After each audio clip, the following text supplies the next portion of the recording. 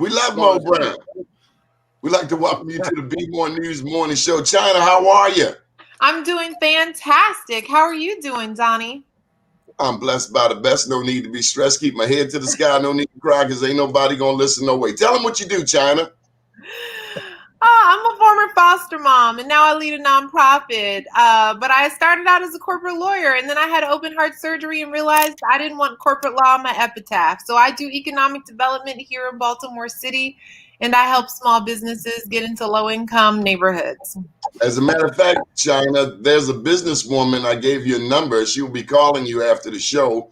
She's looking for some space. So you have some space. You have I some can't space wait. for businesses. Donnie, sounds like I'm going to owe you some commission. I love it. I love commissions. I love commissions. No, you do. So, China, we have with us former delegate Clarence Tiger Davis. Do I say former or do I say delegate, Delegate. Tiger? Either one will do. Okay, well, delegate Tiger Davis. And you go by the last title the person had. He's Morgan State University proud. Aren't you excited? They just got $40 million, double their endowment. I've been smiling all night. Morgan got some money. Bowie got some money. Howard got some money. University of Maryland Eastern Shore got some money. Hey, don't play with Mackenzie Scott. Good. That 40 million, man, that was more than anyone could have ever anticipated from anyone's source for an HBCU. Good deal. God we is just faithful. got greetings from Terra Cafe. So hello to Terrence Dixon. So delegate, what are we doing today? Normally you're pushing issues. One of your favorite issues is veterans. Absolutely. What we're doing now, let me go back historically. After the hanging Chad incident in in Florida, back in 2000, we veterans got together in Maryland. And we decided that since most of us were from down south anyway, and we were the expatriates of South Carolina, Georgia, Florida, North Carolina, that in Maryland, we were going to come out fairly well. And so what we needed to do was to put together an initiative whereby we can engage our people in our hometowns, our native lands, and our native churches to bring about a change in the political status for African-American people. And so we put together what we call Operation Roots. And where we are right now, we worked on the John Kerry campaign, we worked on the Obama campaigns of 2008 and 2012. Hillary Clinton campaign, we worked on that, but they were not very cooperative. But now we're working on what we consider to be the biggest effort of our life, which is that runoff election in Georgia. What's the date on it? The election is January the 5th. And that election will determine not only the future of this country, but the future of the world. Because if we do not win those two seats, that means that McConnell and Trumpism will prevail over the next 4 years. And that is something that we cannot allow. And so what we did, those of us in Maryland, we say, look, it's time for us to reach out to our fellow veterans in Georgia. So I called Morocco. I called Derry Brown, and Derry put me in touch with Reverend Christopher Johnson, and then we began to work. And lo and behold, I talked to some other brothers from down in Texas who I thought had been born in Massachusetts, and Ralph Cooper. And so Coop says, "Look, Tiger, why didn't you call me?" He says, "Look, where do you think I spent all my summers when I was a kid growing up? My folks used to send us from Boston down to Fitzgerald and Jacksonville, Georgia. Man, never heard of them places down there in southern Georgia. Then Hushy Harris, he's from Dalton, Georgia. Then Ron Dickens, he's from Columbus, Georgia. So we've had friends and associates right here in Maryland who are from all parts of Georgia. So after that, we hooked up with a couple local people, Rock Coleman, who has the Boots on the Ground initiative out of Atlanta. And then we connected with Reverend Johnson, who has, I think, Veterans for the Progressive Vote now in Georgia. I think that's the name of it. And so we began to work, and we pulled together groups from all over the country to include Cleveland, Ohio, Wright-Patterson Air Force Base up in Ohio. And we've been working for the past month to inspire and encourage our people in Georgia to come out to vote. Because, for instance, I have over 1,000 relatives that I know where they are in Georgia. That's Georgia alone. So we've been in touch with all of them. And my native church, the church I joined back in 1952, and my mother, who is 101, loves that church to death. She says, she talks to me about that church every day. And all she wants to do is to get back to that church one more time where she can stand up and say, I left Georgia in 1947, and I ain't missed but 2 homecomings since then. You know, and she will be there next summer if that COVID virus get out the way. So our roots are strong in Georgia. I spoke to my cousins this morning up in Wilkes County, Rev. Hey, they voting up there in Wilkes County. I know they are. Look, their turnout on Monday was higher than it was for the presidential election with Biden. So whatever we're doing, you know, like Black Pat, even my fraternity grew out on the street. Got it? And that is something.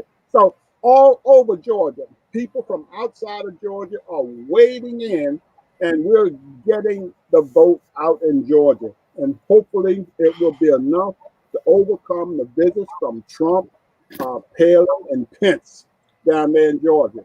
So we're not going to lighten up until the polls close on January the 5th. Ain't that right, Rev? That's Before correct. we get into the reality of today, can you tell me a little bit about Georgia history? Georgia had the largest number of, it was the largest slave state, correct? Yes, it was. Well, I don't doubt it was, because my family all come out of that. And they specialized in rum and slaves. Rum, slave, and sugar. Cotton. Oh, yeah. That's the biggest industry, cotton. I forgot about that. We have mills everywhere, still throughout Georgia. Yes, it is. And in fact, my destiny was the cotton fields of Georgia until my folks got me out of there. Back in also in Georgia, Georgia is often considered the home of the civil rights movement. Am I correct? Oh, absolutely. Absolutely. We have been warriors forever. And a lot of it, and there are a lot of things people don't know about places like Savannah, where you had the Bradley family, who was a very powerful family. They had lawyers, and I'm talking about back in the 1870s, Black lawyers who had come to the forefront to lead the Southern Education Association, or what they call the SEA, because there was a big beef. The Northerners come down as missionaries, and they want to run the schools. And the blacks down south say, hey, wait a minute. These are our schools. We know how to run them. And so, you know, you had that kind of conflict because blacks in Georgia never accepted that paternalism. We are a different breed down south than the folks up north, because we always believed in self-determination. And we always knew that if we worked hard enough, we could be twice as good as anybody in this country. And you look at the city. Then you look at the city of Atlanta, and you think of the civil rights movement, but you also got to think of people like Maynard Jackson. And from my understanding, he's set the precedent. You've had a black mayor ever since Maynard Jackson in Atlanta. Yes. But what I really love about Atlanta, besides the Atlanta University complex, yes, I love Spelman, is the fact that business, you think of Herman Russell, you think of the airport. When I go to Atlanta, I expect to see black people in charge. And so DC has that same mentality. And we struggle here in Baltimore. We're stronger than we realize we are. But Atlanta, DC, that's black power. Well, see, one of the reasons we've been engaged in voter education and voter registration and voter elections for more than 22 years, because we know that black people have enjoyed a lot of political power, but it has not turned into economic power. We don't have, we're not seeing economic power spread as well as we see people get elected. We have no problem electing people, but at the same time, we don't see the economic power nor the financial power coming up as it need to come up. One good thing about it, what our experience in Atlanta was with Maynard Jackson, is that we gather the political power. Now we need to put some economics in. So one of the things, that's what you should, as you just mentioned, what you're seeing in some of the cities, it is that we're slowly but turning some political power into economic power. And our position with the Great Augusta Interfaith Coalition, which is a nonprofit group that we work with, deal with voter education, is that we just don't want to just put somebody in place anymore just because of the color of their skin. But we're looking to put somebody in place who will bring economic power to us, judicial power to us, and also bring the good old peace, as Tiger mentioned. Our heritage is different between the majority heritage. We believe in the whole family. We believe that women have always carried us. Women has always been with us. We don't believe that men should be dominant over women to the point that women are secondary. In our heritage, in the Black community, our mothers have always carried us. Our grandmothers have always carried us. It's in the white culture that they put women second. It's in the white culture that they make women don't have a voice. So one of the things that we're trying to do, not only looking at economic power, we're looking at political power, looking at also sexual parity. That equal pay come for same people, you get the pay. So we just don't look to just elect people. And one of the things we're looking at this election right here, and that's taking place right now, is if we get some 2 senators in place that believe in people, all people. Because to me, it's a shame that 300,000 people have died, and yet we have half of the country don't even seem to. It doesn't matter to them. I mean, 300,000 people. I mean, we lost 55,000 people in Vietnam War. The country came to a screeching halt. We got rid of those rascals, but we lost 300,000 people, and no one seems to care. So we got to vote these rascals out. I don't care, and I'm not political, but I am not. I'm not partisan, because if you're wrong, you're wrong. I don't care where you are. We're gonna vote you in. We're gonna vote you out. Morocco Coleman, tell me about Raphael Warnock. Well, Raphael Warnock is, and I think I heard that you have a history in Atlanta.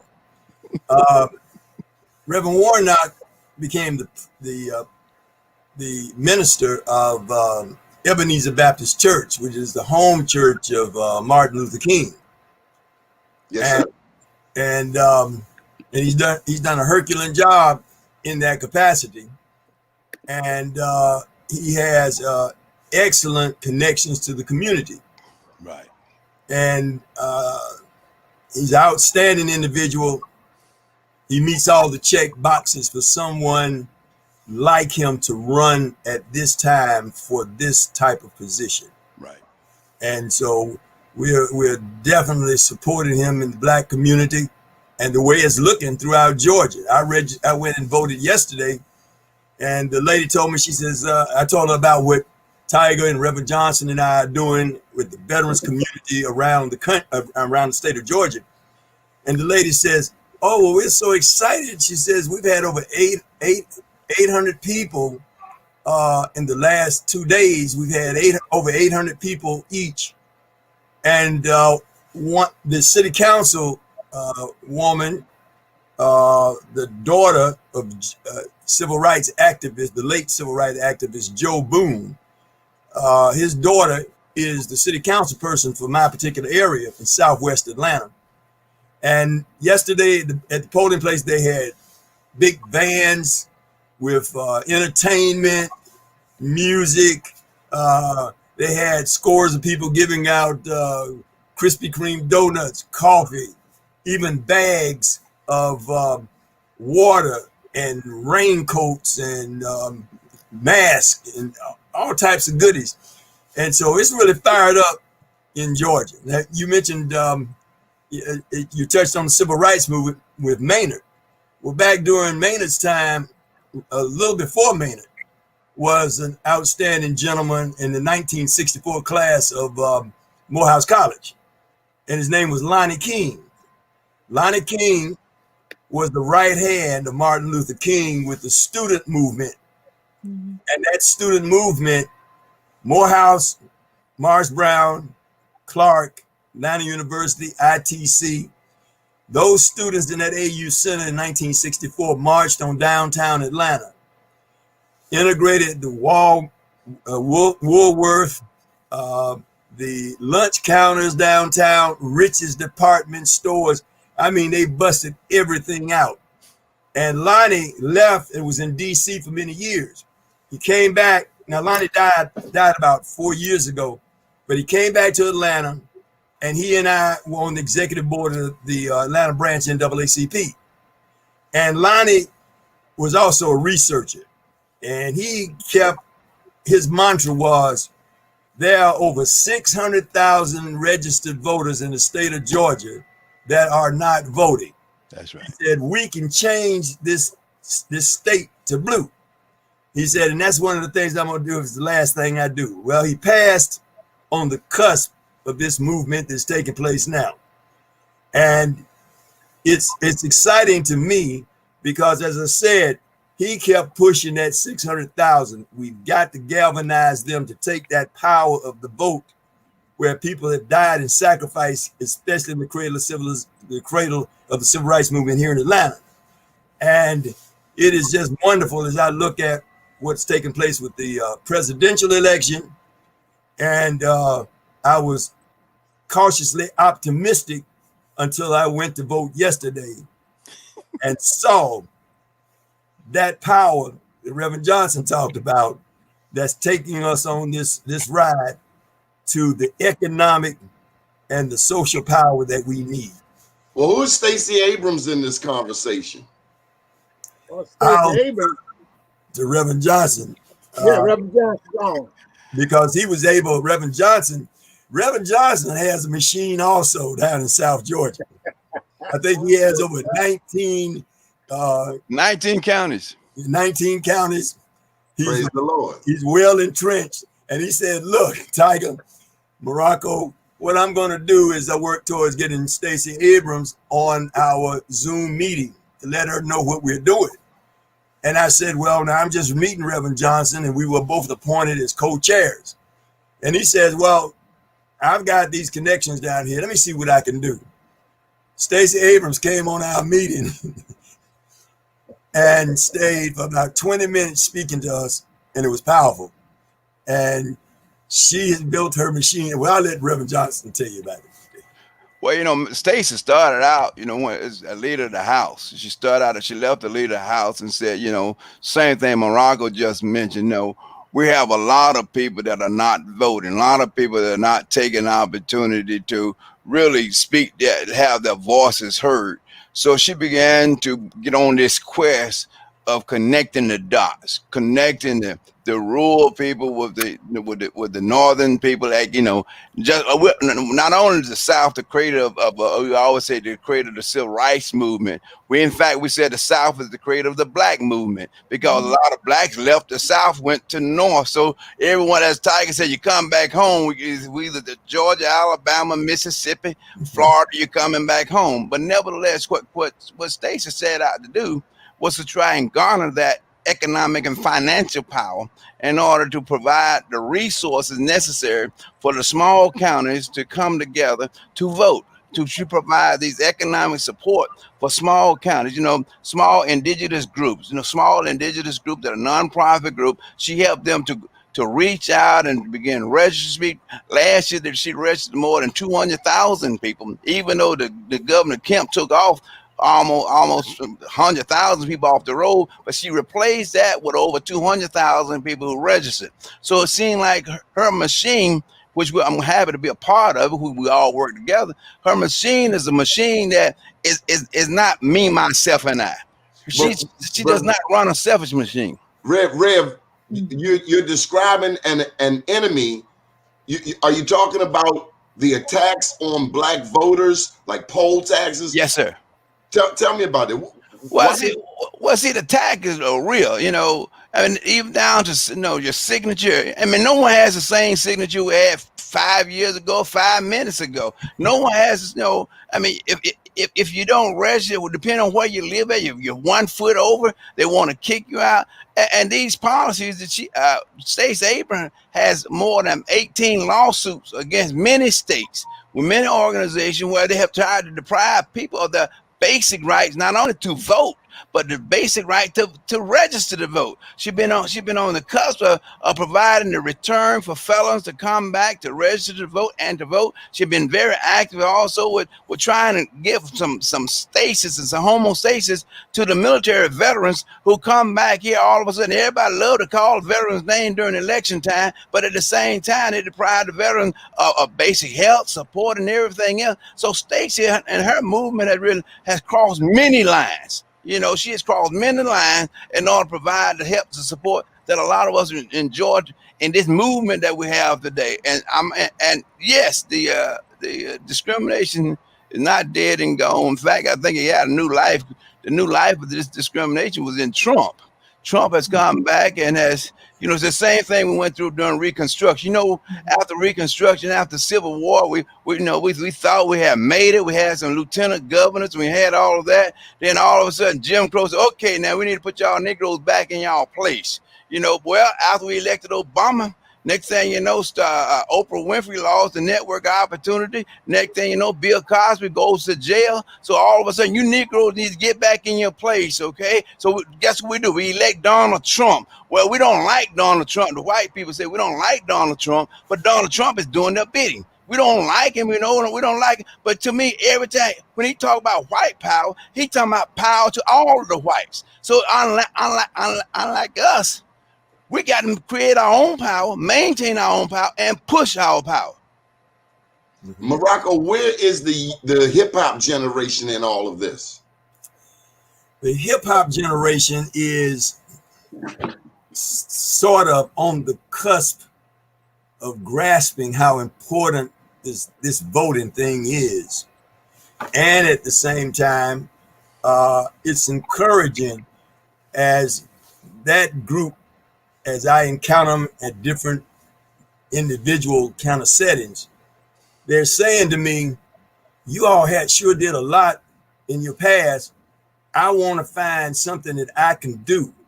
I want to be around some of you older people and give me some insight as to where I can become involved. And so they just need someone to come up and speak to them. Right. Now, I started a few years ago stopping young guys on the streets and other places, telling them to pull the pants up. How did that go? You can't talk to me that way. I'm strapped down. I'll do this and that and the other and blah, blah, blah. And I said, look, brother, I'm old school. I'm a Vietnam combat veteran.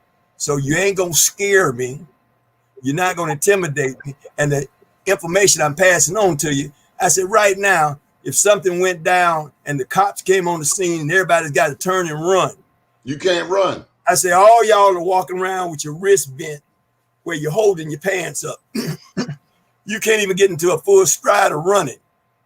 I said, just like back in the days when I was in SNCC and in the trenches, I said the Afro was very popular, but it had a primary meaning. And that was if you got hit with those billy clubs, that fro is going to spread that blowout and it's not as devastating. I'd like to also mention that Tiger and I, along with another member of our veterans group, Ralph Cooper, that Tiger touched on earlier, we are all charter members of the Congressional Black Caucus Veterans Brain Trust in Washington, D.C. Mm.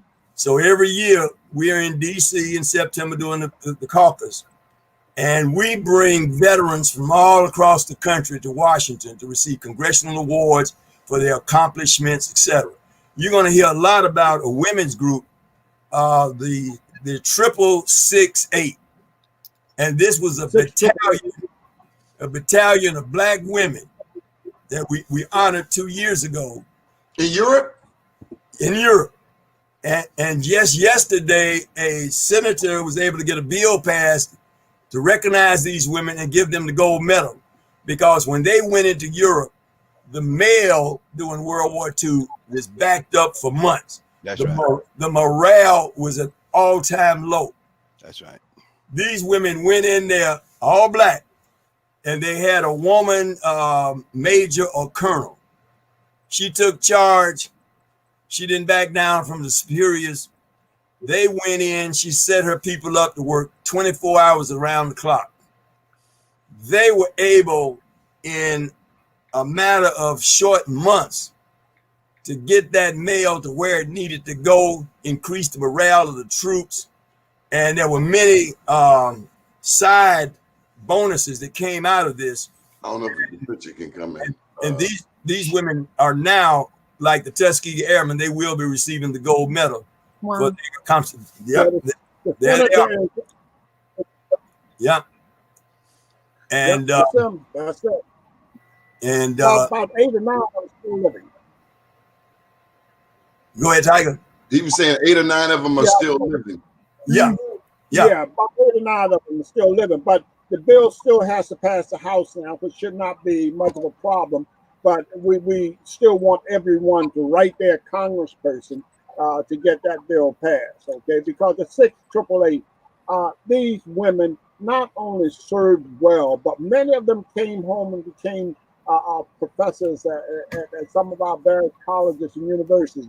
They effectively utilized the GI Bill to carry on the struggle of African people. Because, you know, the one thing that we've always understood is that our struggle is perpetual. That's but, right. You know, the same holds true for our struggle in the veterans community, Iraq, because, you know, Black veterans throughout this country are suffering horribly at this particular point. We're dying at such great numbers from this COVID virus. Every time we look up, we find that there's more discrimination against African American warriors. And so these are things that we must continue to fight, but they're not separate and apart from the broader community. Exactly. So our struggle remains the same. I don't care where we are. We are veterans who took the oath to support and defend the Constitution of these United States of America against both foreign and domestic enemies. So and look, this is one of the things that we're stressing right now. We have some domestic enemies of the Constitution of the United States of America. And African people have always stood up. Even if you go back to World War I, when W.B. Du Bois saw what was happening over in Europe, and he said, look, let us close ranks. Let us put our agenda on the side for a moment while we deal with this enemy over there. I'm glad you mentioned that, Tiger. I'm glad you mentioned that. And I'm going to pass the ball to China Terrell. And by the way, gentlemen, she's a trained lawyer, Yale educated. But for those who may not know, we salute our Black soldiers. And I'm going to take you on a real quick journey. If it were not for the Black soldier, I'm not sure our freedom would have come as expeditiously as it came. You think of the Revolutionary War. That's right. Up there in the Northeast, the 1st Rhode Island Regiment. That's right. It's my understanding that they helped tip the Revolutionary War. Why would Blacks in the North fight for the Revolutionary War? They would fight for their freedom. That's right. I've learned that down in Florida was not an original colony. It was owned by Spain. And so Blacks and Indians ended up down there in Florida, all the way down to the Everglades, where they were fighting against, and I didn't realize this dude was such a racist, Andrew Jackson, $20 bill. That's right. Yes, it was the Black soldier down there in Florida. His name was Chief John Horse. Now, he wasn't U.S. military, but he ended up being a part of the Border Patrol in Mexico. Y'all ever heard of Chief John Horse? Gopher John? No. He's a bad man right out of Florida. So Florida, and you were talking about when they went to Oklahoma, he was the first Black leader in Oklahoma. Chief John ended up going to Mexico. But the Revolutionary War, the Civil War, you know, Blacks fought for their freedom. You fight for me, you get your freedom. And so it happened sooner in the North. It took a little while longer down South, but in each war of this country, you, veterans, have fought for our freedom. And then when you came back home, although they lynched our black soldiers, particularly after World War, was it 1918, 1914, 1918, Yeah.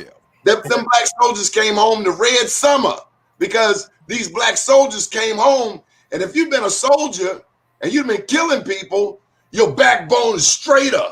Your head is up a little higher. And so when a racist comes and says, you a boy, that's not flying with you guys. So we thank you for giving us our testicular fortitude against the devils that we've had to fight against. China Book Terrell. No, I'm so grateful to be a part of this conversation, and I feel that I'm in the presence of royalty, and so I want to learn as much as I possibly can. And so my question to you really is, and I want to hear your thoughts. When King died, he was assassinated fighting for economic justice, and that flag for economic justice dropped. And so I want to know from you all, how do we pick that back up again? Well, I believe we have to pick that back up by demanding that everyone we vote for to understand we have an economic interest, demanding that everyone we carry across the line, that there's an economic and financial interest that we have. You know what I mean? I think, I believe that the voting power that we have can afford us to get the economic and the financial, not only power that we need, but also to give us the economic and financial guarantees that we need for a better tomorrow. Mm-hmm. When you're out talking, when you're out talking to your family and to your friends and to people you don't know and to other veterans, and you're asking them to vote, how are they responding? Are they saying they're already on top of it, they're definitely already voting, or are they saying or is what you're doing needed? I'm just curious to find out sort of what reaction is it. Well, I think most of our folks understand the importance of voting. Some of them are a little lazy, and then there are others who say, well, mine ain't gonna count or what have you. But every vote counts. And so what our mission has been to recruit as many veterans as possible, to include, Georgia expatriates as well. And what we want to do is to organize and mobilize our families, because once you get a family voting and they're talking about it among themselves, then that tends to spread to the church. And then from the church, it spreads to the community. This is a movement we're beginning. And to be quite honest and straightforward, one of the great inspirations for this movement has been Stacey Abrams, because we have said for years that the Democratic Party and the progressive forces give up on places like Virginia, North Carolina, South Carolina, and Georgia and Florida. Now, you can't give up there, because we have always believed that the capacity was there to make a change in America. And believe me, it has always been, and never forget this, it has always been the black soldier or the black veteran who has made a difference. If we look at 1948, when Truman signed the executive order to desegregate the military, nothing happened. But then in the Korean War break out, and the U.S. gets caught short-handed. So they had to begin to assign people according to their MOS or their job description as opposed to their color, because it was too cumbersome to say, well, who's black and what unit is black and this and that. And so what happened is, in the Korean War, integration worked. It worked. The war is over in July of 1953. Less than a year later, you get Brown versus Board of Education. Now, I don't want to take anything away from Thurgood Marshall and his legal genius and all of that, but I'm saying to you that this does not happen if this does not work in the military. So the military has always been in the forefront. And then when you look at the veterans, look, Ben Hooks come home from the 92nd Infantry Division. But how does it feel to come back home and you done fought, you done risked your life? The French gave our black soldiers more love and respect and honor, and then the white soldiers from America said, no, don't give them that much love and humanity, because they're going to come back home and expect. How does it feel to come back home and get lynched? They so ungrateful. They need us when they show it. Always, And I know that full well, being from Georgia, because when you come home to Georgia, you have to take that uniform off, because that uniform was a signal for the racist bigots down there to attack you, because they knew you had fought for freedom, something which they had not done, and they wanted to tell you right up front that, hey, it's business as usual back here in Georgia. But along the way, remember, Black veterans have always stood up. You can look at Deacons for Justice down there in South Carolina, where they had to arm themselves to defend their community. You can go back to James Forten in the Revolutionary War. We have always been the true patriots in this country. We have always believed in the promise of America when others did not. I mean, them idiots with Trump have no idea what the American promise is. All they know is they have the racist blinders on. But America can be the great nation that the American promise says it should be. And it is up to us, the African American people, to make this country. Who is Cynthia McKinney in this fight? Well, Cynthia McKinney, born in the daughter of one of the great icons in Georgia politics. She came in the fight. She came out of the fight. Well, in fact, she kind of launched I said the progressiveness of the Democratic Party, because she didn't accept the same mores, the same ethics, the same outlook that we had coming into when Cynthia McKinney stood on the stage. She all of a sudden said, "Look, we're tired of just being Democrat, just voting Democrat. We need to have something to take back home. We're tired of just being out here being used." See, she challenged the system. She challenged the Democratic Party to become a better party for us. If you're gonna get our vote, we need something. So Cynthia McKinney, again, the daughter of one of the great stalwarts in the state legislature.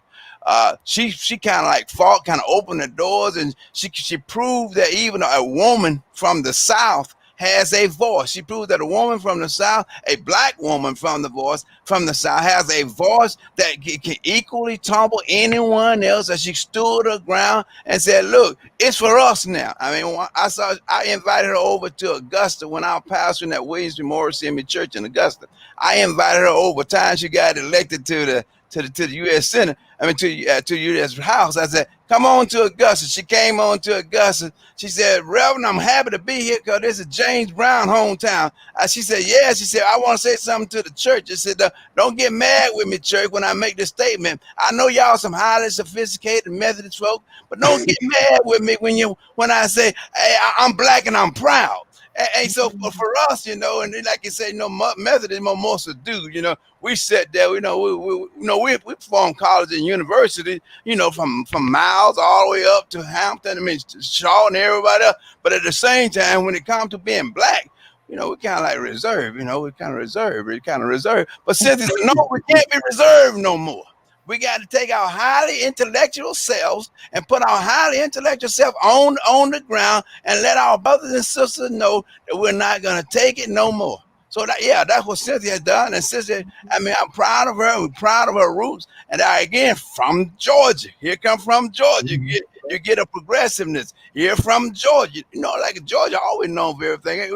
We even known for Clarence Carter. And don't forget about, don't forget about Clarence now. Little Richard too. Yeah. Brother Jackie Robinson. Yeah.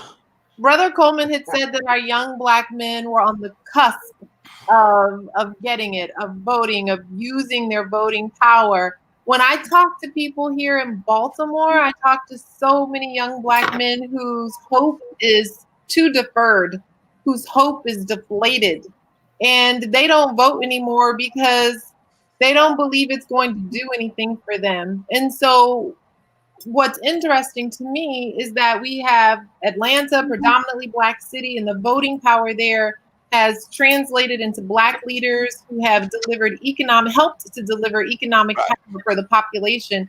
But in Baltimore, the vote has led to Black leaders, and it hasn't yet led to the economic power. And so, what are you saying to young Black men that's working to help them have faith in the promise of America, not to lose hope in that, but to actually have faith that makes them go out and vote? Well, that go to me. Now that go back to the question you just asked about Cynthia McKinney.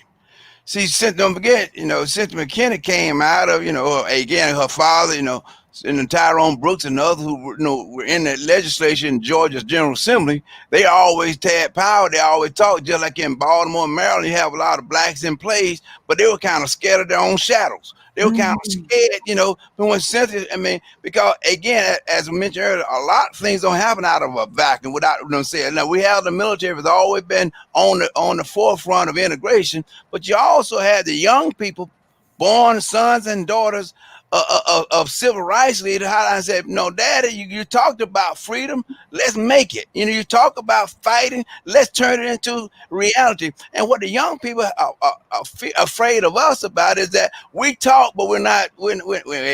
Something about our teeth. We don't have any teeth. All our teeth are bare, like we walk around with with dentures on.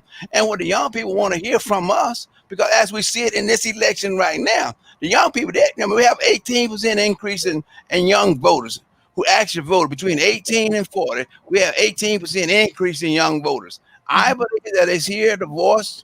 And one of the good thing about this election here, they see themselves in Raphael Warnock. They see themselves as someone that came from the projects who now standing up in modern day time. You can put my hand on, you can touch. I'm not talking about someone in the history book, someone that said, yes, we can. We heard Obama say it, but said that, no, we got to do it now. We can't wait till tomorrow. And so I believe that's gonna help energize the younger people to believe that this is their time. This is their space, because as Morocco mentioned earlier, it's slick kind of helped push it back during the civil rights. It wasn't just a nonviolent social change. When Davidson, Richards, and Macy's all found that windows were broken, and they found out that the young people were going to take it no more, us old folk got on board.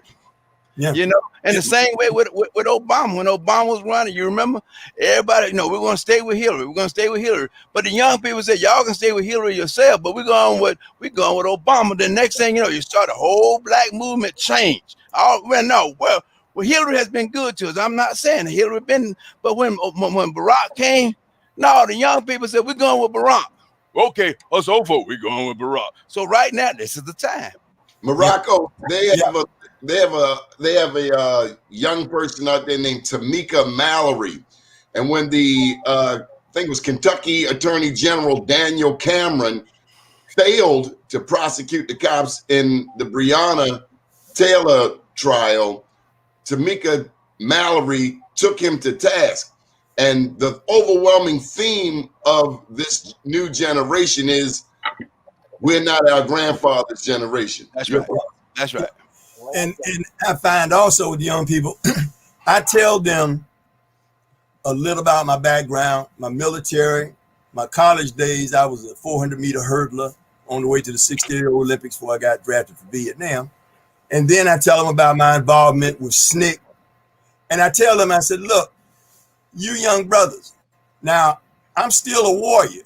I'm not as good as I once was, but I'm good once as I ever was. That's a country song. Into battle, I'm going to need to have my six covered. That's right. Your generation's coming along, man. I need your young legs. I need your young warrior spirit, and I'm willing to share. And that gets their attention. Especially, I found that they have a respect for military because you had weapons in the whole 9 yards. And I also explained to them that greatest weapon, your M16, is right here. And so we need to go into battle. Let me go back to the beginning. Now, I'm a family friend of her family, of Cynthia.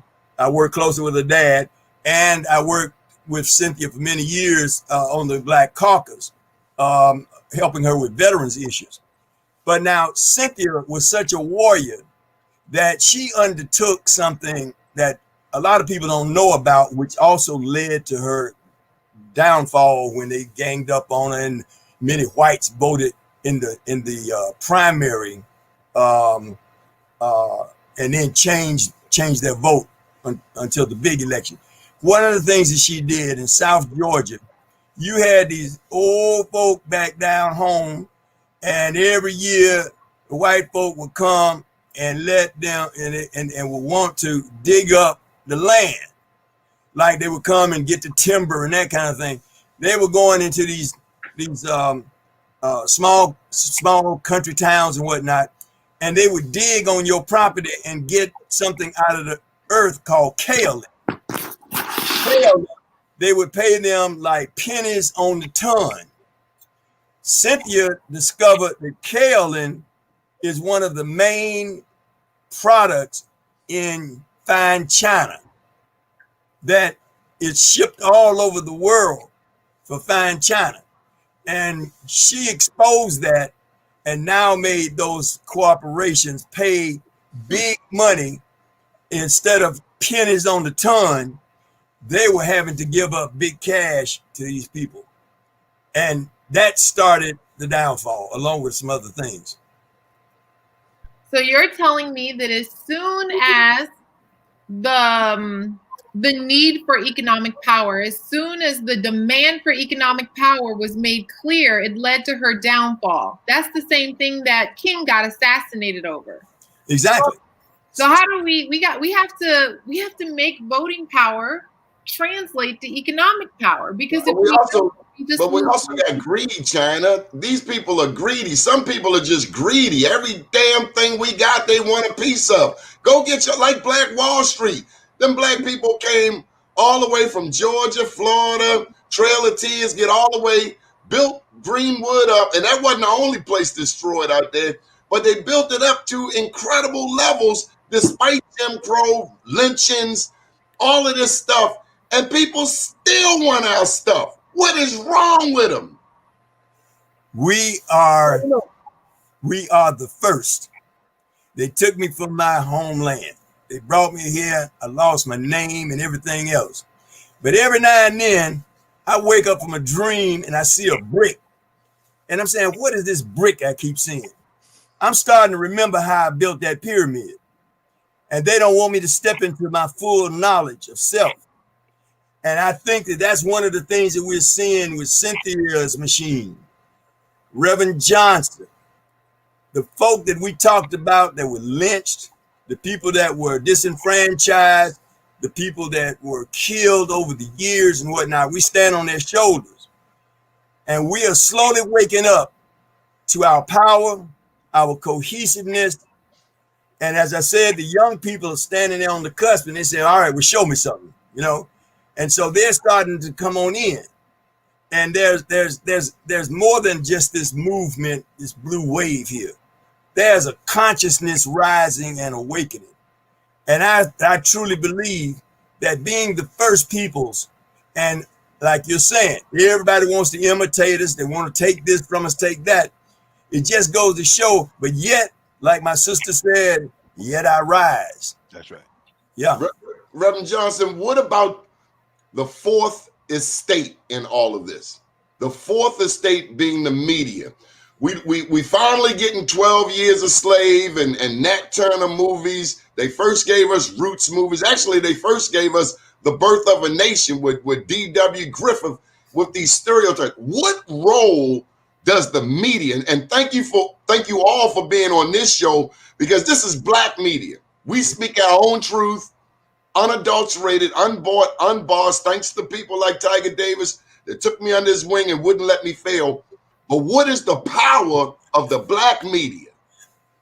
Well, the power of the Black media is very intimate and very powerful. That's the reason why every time when Black media become very, strong, a white group want to purchase them. A white group want to take them out, because the white group always know that if we allow the Black media to to be untamed, as they would say. We'll allow the black media to become raw. They'll be able to speak justice to injustice. They'll be able to speak truth into this darkness that we have, and also will remind us that the black media will remind us, yes, we have some blacks that among us that always like crafts. Yes, we have blacks among us that are always tearing us down. Yes, we have blacks among us that always want to, undermine us, but we're all that we have. So the black media will always remind us that we're all that we have. The fight that we have is for us, regardless of how some of us treat each other, how we sell each other off. The black media remind us that we have a destiny, we have a purpose. And as Morocco said, the black media remind us that, that wouldn't be anything here without the black folk. The black media doesn't mind tell somebody that over 100,000 years ago, black people started the whole process that you now have and you enjoy. And can you imagine one thing? Let me say this quite quick. If we were a slave for 400 years and we were deprived of reading books for 400 years, now you tell me how in the world can we right now stand toe to toe and be smarter than they are? How can we, even Ben Carson, God bless his soul, Ben Carson can say, now look, I can use my scalpel and do some things with a knife that, they told me I couldn't even learn how to even, no, man, how in the world? See, that's what the black media does. The black media kind of expose reality for what it is and let us know that you can do it because we have done it. We didn't just get it. As Morocco said, we even dreamed about when we were king. We dreamed about when we were queen. I stood up and preached a sermon one time, during the Women's Day. I was saying, we always read about Abraham, Isaac, and Jacob. I said, but somehow I woke up in a dream one day and the Lord told me to preach a sermon about Abraham, Isaac, and Essie. Abraham, Isaac said, who is Essie? I said, Essie, my mother. Essie, my mother who taught me how to love the Lord. Essie, my mother who taught me how to know the Lord. Essie, my mother who told me, don't believe everything you see and have what you hear. And Essie, my mother that said, you can make it in spite of whatever anyone says to you. I don't care if you're down, but as soon as the sun come up, you can get back up again. So because of Essie, because of the old queens back in Egypt, because of the queen, that only come from the black media. Because if it weren't from the black media, we wouldn't have Harlem Renaissance. We're from the black media, we wouldn't have the places that we can go and dance. You wouldn't have the St. Louis. If it went from the black media, all of that would have been hush hush. Yeah. Speaking of that, Morris Brown College, Reverend Johnson mentioned. That's my alma mater. Morris Brown College. Now I went to North Carolina Central. And after the war, I went back to Morris Brown. And I'm a native Atlantan. But Morris Brown College is the only institution out of that AU complex that was started less than 6 years after slavery. These people came out of slavery and say, I can't read or write, but we need higher education for our children. And so coming out of slavery, can't read or write, and in less than 6 years, they started crosstown Atlanta. They got an old train boxcar, and they went in that boxcar, and they started doing that education thing, and it built until Morris Brown, as we knew it before he took his fall, but Morris Brown is coming back. That's right.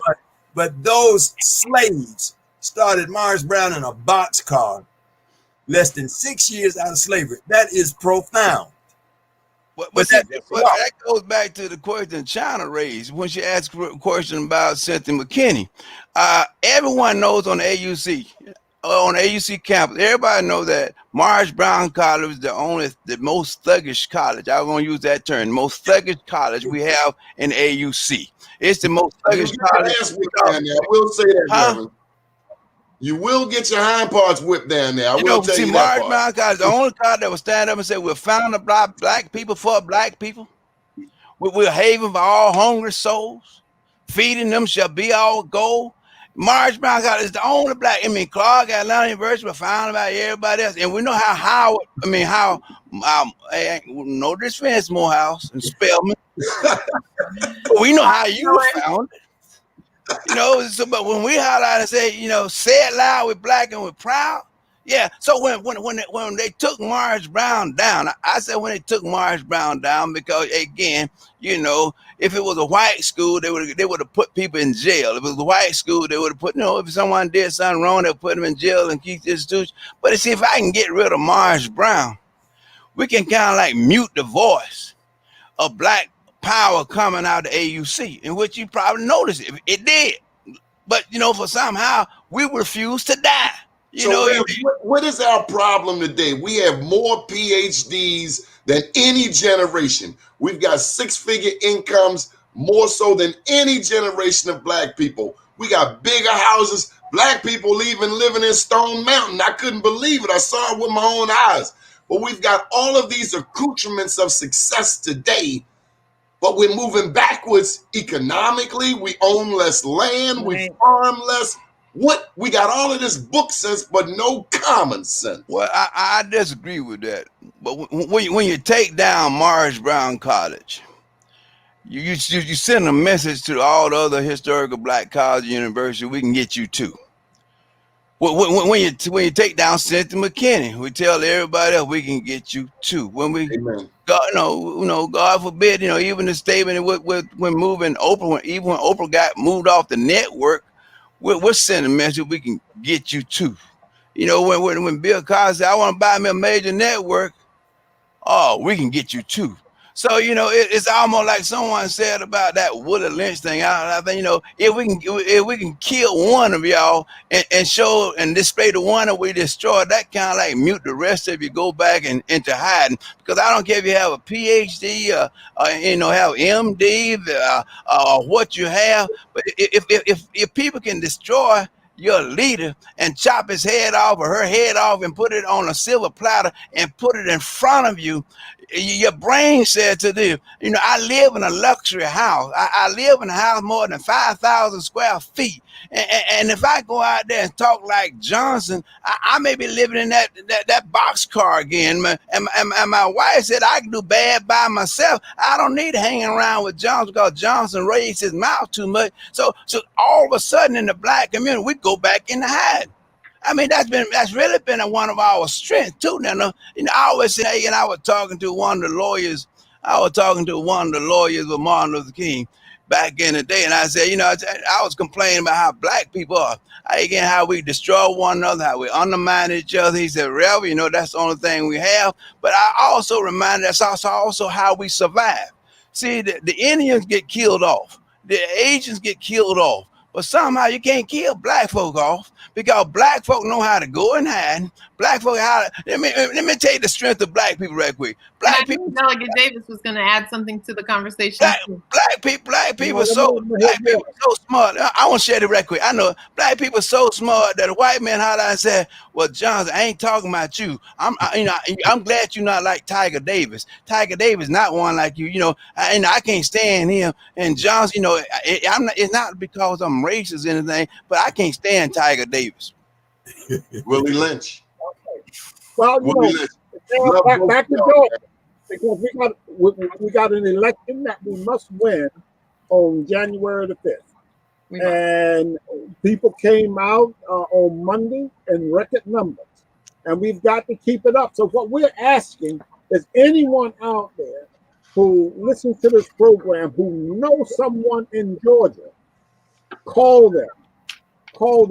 This battle in Georgia belongs to all of our people. I don't care whether you're in Alaska, California, wherever. If you're in the islands and you're part of them, call your friends and family members in Georgia. Ask them to come out to vote, but ask them to get others to come out to vote because this movement is all of ours. And that's what the focus I'm going to leave folks with. Morocco Coleman. Another one. Morocco, go ahead. Your final thought, Morocco? My final thought is that, needless to say, we must push for this election to get our people galvanized. I believe they feel it, they see it. There's a change coming. And let me throw this out there. The ancestors, man, I believe strongly in the ancestors. Morris Brown College is sitting on 37 acres of prime real estate on the highest point in the city of Atlanta. The majority folk want that land. And so now they come and they said, listen, we got back taxes and all this kind of stuff. So out of that 37 acres, you're going to have to give us 17 acres in order to hold on to the little stuff that you got here. And so the president had to give it up, that 17 acres of land. Once that deal went through, now comes Atlanta University. That's now, all right. this has happened in the last 5 years. That's right. Atlanta University came forward and says, oh, wait a minute. That 17 acres of land, we deeded back in 1929 or 1932. We deeded that land to Morris Brown in perpetuity as long as it's used for education purposes. And so you give that land back to Atlanta University and Morris Brown. And they said, no, we're not doing that. So it goes to court. The white folk go to court and they lost.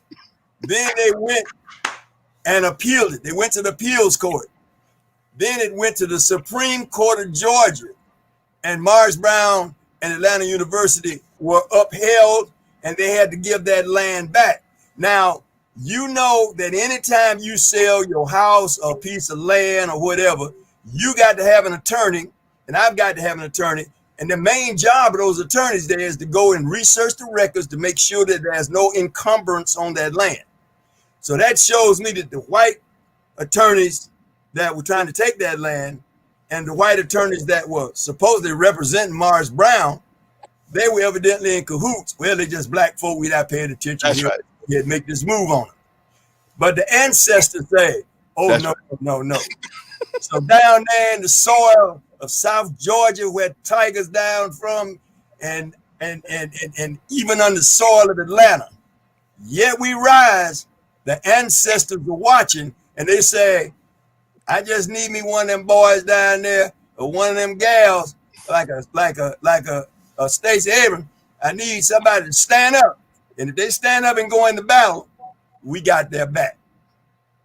So I'm very positive about this election. I'm very positive of what I'm seeing of our people getting out to vote. And when I get off of this conference here, I'm going out in the streets and round up some more of these young brothers and sisters. Right. China Bocarell, what have you learned? Well, I have learned that the blood of Martin Luther King Jr. is still crying out from the ground where it was spilled. And I believe that that blood says economic equality, economic equality, economic equality. And I think that the vote is just the warm-up. And I have learned so much from my elders on this radio show today. I cannot wait to go out and share what I have learned about the Black Women's Battalion. The 666. You got it. 6668. 668. Yep. That's right. No, yeah. 688. You only got to tell me why. 688. It's here. 688. 688. Okay. Thank you, Delegate Davis. Your final thoughts, any, and thank you for all that you do. Our heart to you. And we're coming to you, Rev. Don't go nowhere. I got something special for you. All right. I'm done. I'm done. Give it up to Rev. Okay, Rev, your final thoughts. But before you go, would you bless us? Would you bless this show? Would you bless our country? Would you bless Georgia with prayer? Eternal God, our Heavenly Father, we thank you. God, we praise you. God, we glorify you. God, we magnify you. God, we ask you to bless our efforts, bless our progress. Oh, God, bless this time. Bless our young and our old to get on one accord and go and make this election sure. And God, make sure that we just turn our differences among ourselves and go and vote like we never voted before. And knowing that, oh God, this is the appointed day and the time that you've given us to stand and rise. Give us the strength, give us the courage, oh God, give us the power. In your Son, Jesus' mighty name we pray. Amen. Amen. Thank you, sir. Brother Glover, I want to thank you very much for this opportunity. Fantastic platform you have, sir. We is ours. You're welcome anytime. And thank you to China Boterell, who's a lawyer. You might need her services at some point. Yeah. I'm doing nonprofit now. Thank you for reminding us that we have to fight. We had to fight from day one, and we got to still fight. Right. No matter how many PhDs, That's no matter how many big houses we got 20 minutes outside of Atlanta. Yeah. We got to fight. Yeah, we got to. Final word is up today, down tomorrow. Do your day and everything will follow. Nothing to it but to do it. I got to do it, regardless of how I feel. I am somebody. I am my brother's keeper. Power. Power to the people. Thank you all. Thank you. Bye-bye. Bye-bye. Stop, man. Leave the